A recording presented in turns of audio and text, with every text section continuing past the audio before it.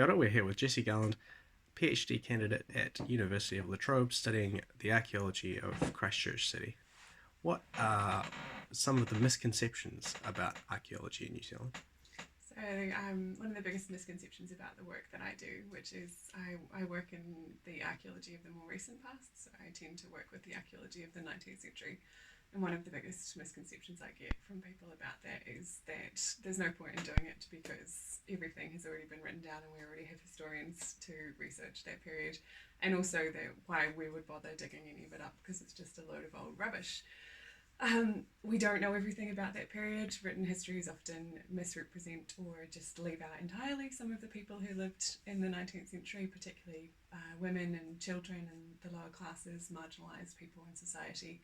And excavating the archaeology of their lives is really important to understanding, having a better, fuller understanding of society at that time.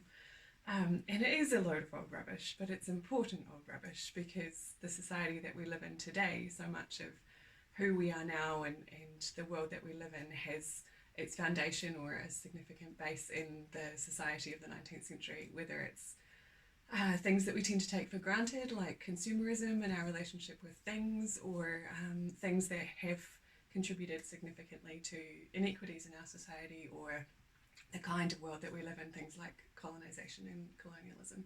So excavating and understanding those things through the physical past is still really important. There's much to learn about the archaeology of our recent